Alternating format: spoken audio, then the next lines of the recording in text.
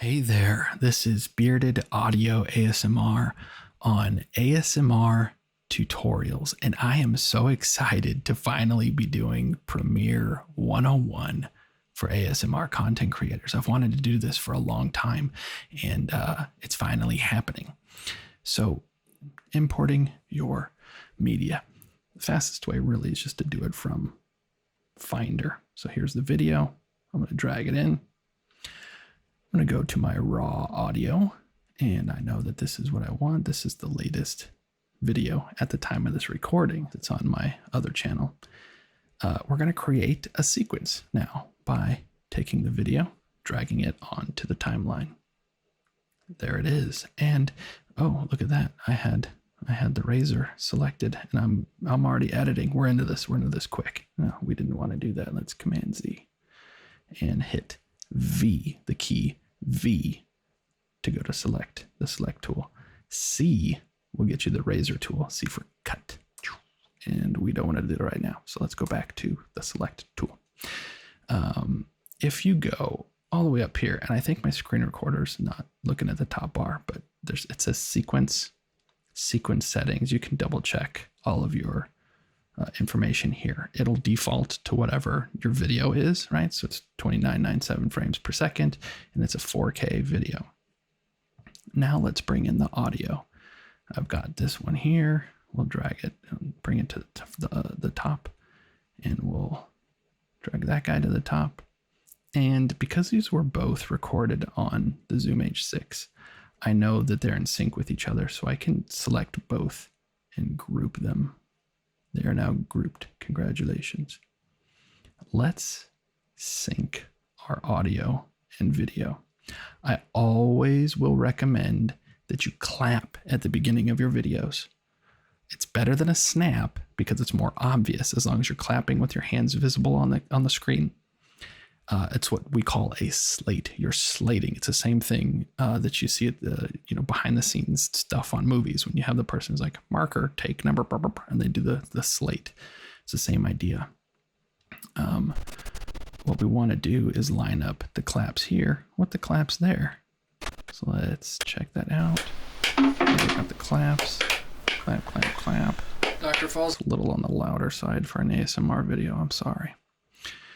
So let's drag this guy over, and oh, I got lucky. Look at that.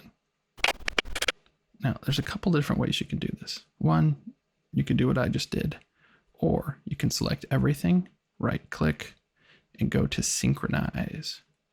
And you want to do synchronize by audio, and you can just do track channel 1. That's fine. Hit OK. And it will look at the waveforms and synchronize that way. Let's wait for it to finish thinking. This process can take a while. Okay, and look at that. It's like magic. Now, if we zoom way in there, you might notice that they're close. All right, let's make these a little bigger. This guy and this guy a little bigger. They are really close, but they're not quite in sync. And if you like, oh, I'm just going to drag this over a little bit, you can only move by a frame, and you're not going to be able to get it perfectly lined up. Well, there's a way to fix that. Go up here, right click, show audio time units. We're going to go from frames to minutes and seconds and milliseconds instead of frames. And now you can go and you can even zoom in a little farther now and really move by the millisecond to get it as perfectly lined up as possible. I went too far. Okay, that'll do. Better. Let's zoom back out. And let's check to make sure it's in sync. Doink, doink, doink. Doctor Falls in Love with Your Ears, part 2. Yeah, we're in sync. We're good. So now you can go back here if you want to go by frames again. Undo it, that check mark. Now what we need to do, that it's in sync, we can either mute this channel or delete it altogether. This up here is the linked selection button. And now it will, if it's off, anything that you had linked is not linked anymore. We can go in here and say, see you later. And then we can turn it back on, drag these guys up. Now that we've deleted the camera audio, we can go in and link all three of these. So right click all of them, link. They are now linked. If they are acting funny and not linked, just go ahead up here and link a selection, maybe turn it off and on a couple of times. And they should start acting like a linked group, but they're not a group. They're linked. They're different. Let's start editing this bad boy. All right, so let's go to the beginning. We're going to go here. Let's start it about right there. Now I could hit, see? Go here and boom. And we're going to, remember C is our razor tool. I'm going to hit V again, select this. We're going to delete all of those. And we're going to click again in this empty space here or here or here, delete. And that's going to do what's called a ripple edit. It's going to move everything forward either to the beginning or to bump up to the next media item. And I'm going to show you here another couple of cool shortcuts. If we want to fade in from black and fade the audio in from 0 to wherever the volume set is, we can select everything here again. And let's zoom in. Command D adds a cross dissolve. Command Shift D adds cross fades to your audio tracks, selected audio tracks anyways. And now we're fading in. It's a little nicer than just a hard cut in, right? So let's go here and say I need to, let's say I burped or something, right? I need to edit that out. We'll go C, cut, come over here. All right, let's say I clapped again and said, okay, we're restarting here. Cut again, and we can do another, boom. Hit the empty space there, ripple edit, and you can select everything here. And if we zoom in, let's move the playhead here, zoom way in there.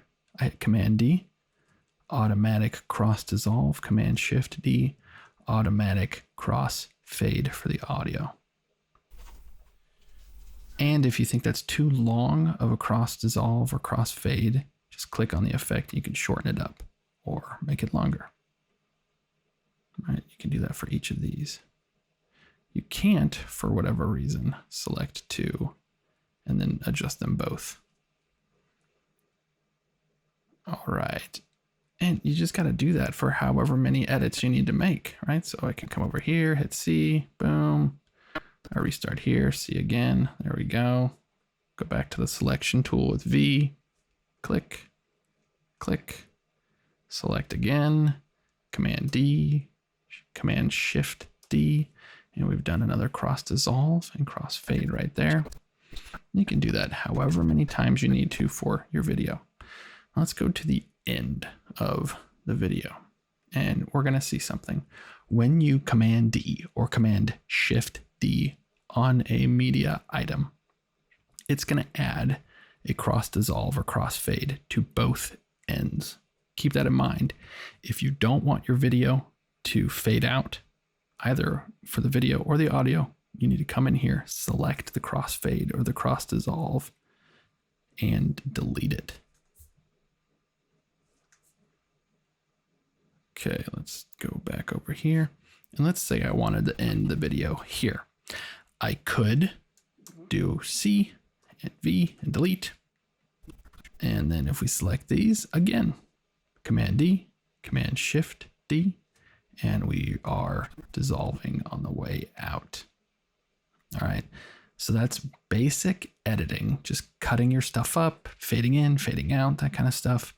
Let's look real quick now at color correction or color grading. Okay. Now you'll notice we have 3 sections. And if I go up here, And two strip, if you just type in two strip into effects, that is a great starting place for color grading. You can click and drag it onto your clip, but that doesn't add it to this clip or to this clip. So what the heck do you do? You have to like do it here and make it look good and then copy and paste it. Like that's super dumb. No, this is what adjustment layers are for. So let's undo. We don't want the effect there. I'm going to come over to my project files here, right click, new item, and I want to go to an adjustment layer. And it'll automatically default to your sequence. You can hit OK, click and drag it here. And what we want to do is make it the length of our entire video. And we put it on top of this video.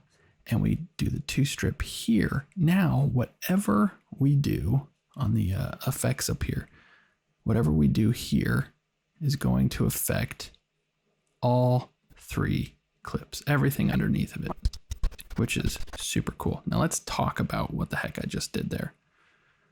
All right, this starts on, let's do none. When you add, it's Lumetri color, two strip, you have a few options here. You have basic correction. We'll come back to this. Let's look at creative real quick. I'm not going to talk about curves or color wheels and match or HSL secondary or vignette, however you want to say it. I'm just talking about creative and basic correction in this video. Creative, what we can do, think of these as like presets, right? Like Instagram has presets, or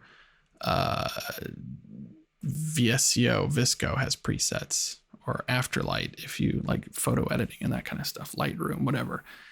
There's presets, and you can play around with these and just see if there's any that like look super cool.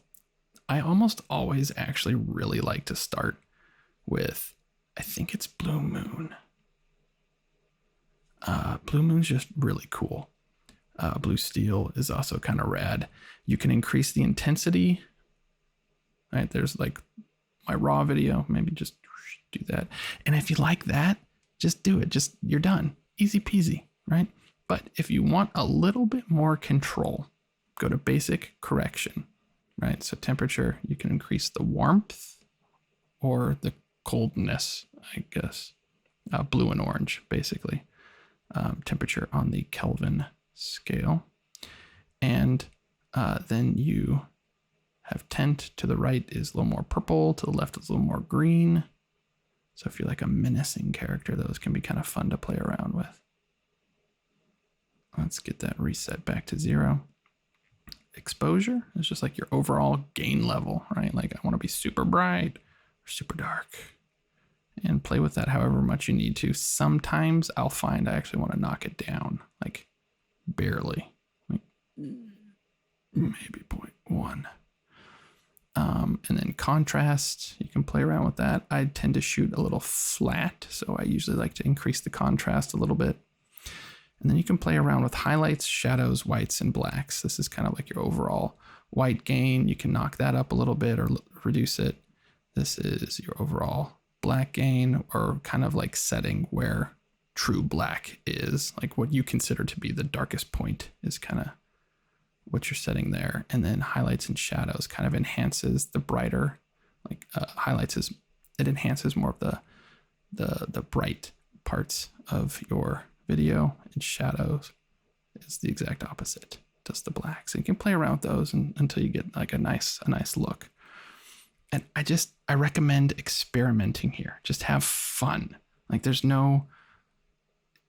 there are rules, right? With anything, there's rules. There's a proper way to do something, but break rules, have fun, just screw around with stuff, like get artsy, and just have a good time. This can be so much fun. That's color correction, color grading, right? So color correcting would be like, oh man, I shot this and I look super orange. Well, with white balance, cool it off a little bit, add a little blue, and that'll kind of help offset the super orange video. And then color grading is like the more creative side of things. Color correcting, you're correcting it to make it look, quote, right. And color grading, you're getting artsy. and having more fun. So that is like the video part of your video is done at this point. Let's move on to audio. Like, what the heck do we do with audio in Premiere? Well, let's go over here to the clip mixer and ignore the clip mixer because it's not useless. But what we actually want to do is go up to Window, and then you want to add Audio Track Mixer. This is way more versatile, and this is what you actually want to be editing your audio with. So I've got a couple of different mics, stereo pairs that I did this video with, and I know that I want this channel to be not as loud. I want these to be the primary mics and these to kind of be the enhancement mics, right? So I'm going to bring it down a little bit, and I could play with overall balance, but I'm not going to do that in this video. I just know that this is a good place to mix, to play around with faders to get a good mix between your channels. If you notice maybe you're over on the left a little too much and you want to balance it out a little bit, you can go up to here and, I want to make it a little bit more to the right to make it feel like it's centered overall. Double click to take that back to 0.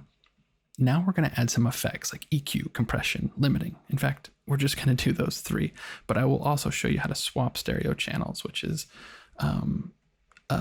often something we as ASM artists need to do. There's a super obvious arrow over here. Just kidding. This is like the least obvious arrow ever. Click on it. And here is where we're going to add our plugins. All right. So let's say track 1. We're going to go here.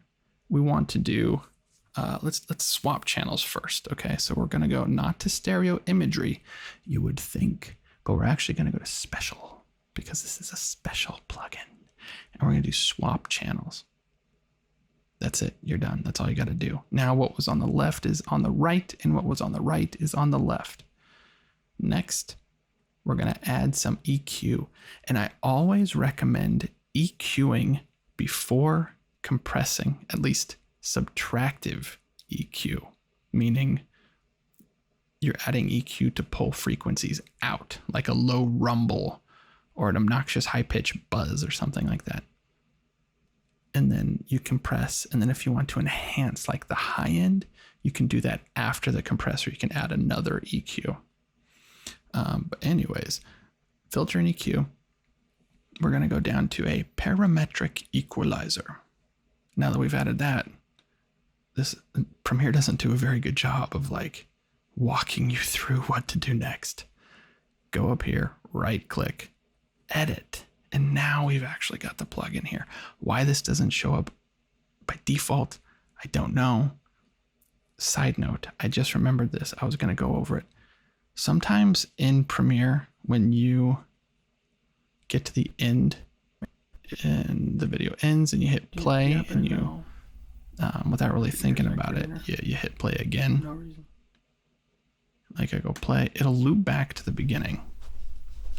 I hate that behavior. It drives me crazy. So Command, comma, will bring up preferences on Mac anyways. And then we want to go to timeline and uncheck at playback in, return to the beginning when restarting playback. And now we can go to the end of this video. It would just be good to see your ears. Yeah, it'd be good to. Do you happen to know what your ears like for no reason? It's over. I hit play. Oh, and it doesn't loop back to the beginning. It's amazing. Anyways, back to audio. Right click this, edit. And now we're looking at the EQ. And if we hit play, we've got this real-time look at our audio, which is cool. It's RTA, an analyzer. And you can take this guy, the L, low. You can say, okay, I want to curve off the low ends a little bit. The highs, maybe just a little bit of the highs, or you can maybe boost it a little bit. Or you boost it after the compressor, like I said to earlier. But there are rules, but we can break rules. Now, if we're watching this, just cool, you will notice right here. Do you like that? There's this ultra high frequency obnoxious thing going on. I'm going to go here. I'm going to go down to the Q right here, which is going to make that wider or more narrow. I'm just going to attack that frequency. I'm going to say, screw you. I'm just going to pull that way down. And then you can, play around with this. It's in real time. It's not like Audacity where you have to do something and then commit it and then listen and then maybe undo it and then redo it. You can make these changes in real time and see what they're doing to your audio. So kind of like color grading and color correction, play around with it, have fun, see what stuff's doing, right? So we've done what our subtractive EQ. Next, we want to add a compressor. So we'll go to amplitude and compression and we'll do dynamics. Why it doesn't call it just a compressor, I don't know. Well, actually, no, I do know because it's the dynamics plugin is actually 3-in-1. We'll hit OK, right click, edit. It's an auto gate, a compressor, and an expander all in one. We only want to use the compressor. Don't gate. If you do ASMR, do not use a gate. It's just not a nice experience for quiet audio. Compressor.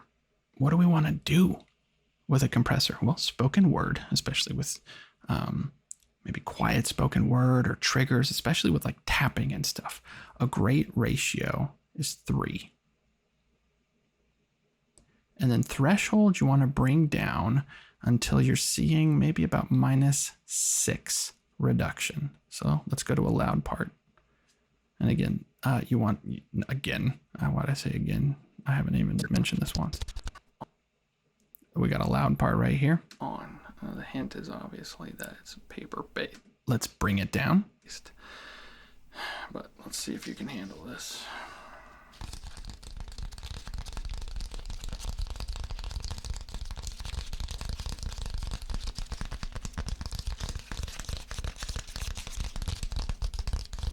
And right there, it's doing about 6 dB-ish, a little more, of gain reduction.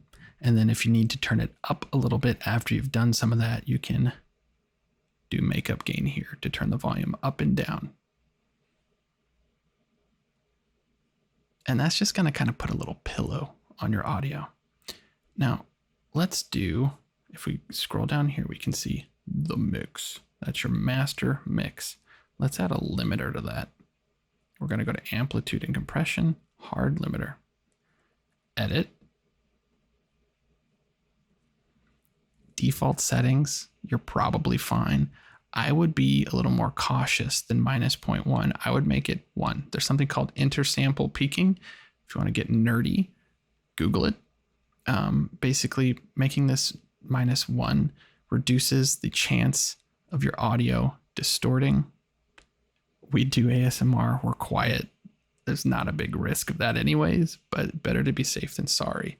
You could also take this down to -10, -6, and that would guarantee your audio never gets louder than -6. And if you're really concerned about maybe accidentally leaving in you clapping your hands or something, -6 would guarantee that the audio isn't going to get super loud.